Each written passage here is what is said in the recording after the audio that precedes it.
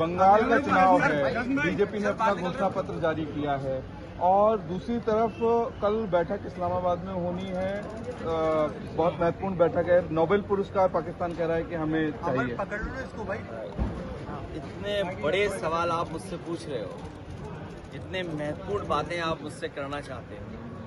मैं तो एक बहुत सामान्य कार्यक्रम के लिए यहाँ पर आया हूँ। जयपुर और जयपुर की अपनी पहचान है। जयपुर जहाँ पिंक सिटी के, जो आपने कहा गुलाबी शहर,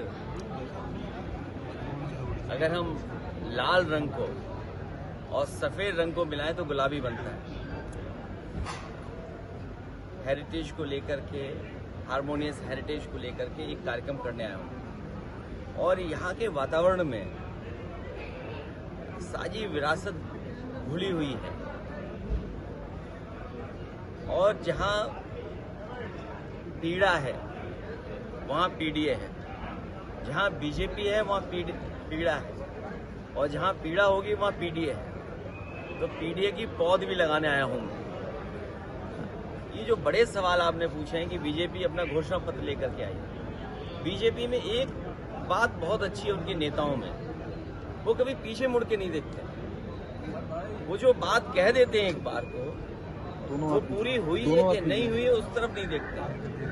कभी उन्होंने कहा था कि किसान की आय दोगुनी होगी और मुझे नहीं पता है कि जयपुर में ये बातें रखी होंगी बीजेपी ने कि नहीं, लेकिन आय दोगुनी की बात की थी। लेकिन महंगाई का अगर हिसाब किताब लगाए तो किसान की आय कितनी बड़ी होगी।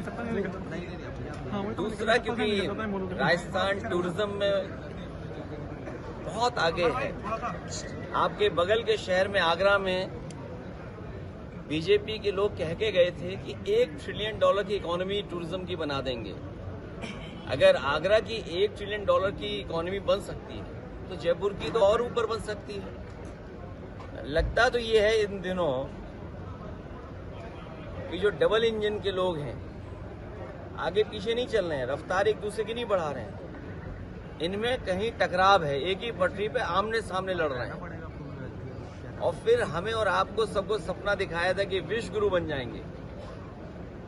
ये मौका भारत सरकार ने और बीजेपी ने खोया है। अगर प्रधानमंत्री चाहते, इजराइल के दौरे के बाद वो ईरान में उतर जाते जैसे पाकिस्तान में उतरे थे, तो शायद दुनिया आज उन्हें विश्व गुरु के नाम पर और विश्व गुरु के रूप में पहचानते। लेकिन अब तो पता लग रहा है कि पाकिस्तान के चाचा वो सब चीजें कर रहे हैं जो उन्हें करनी चाहिए थी हमारे यहाँ विश्व गुरु जी को।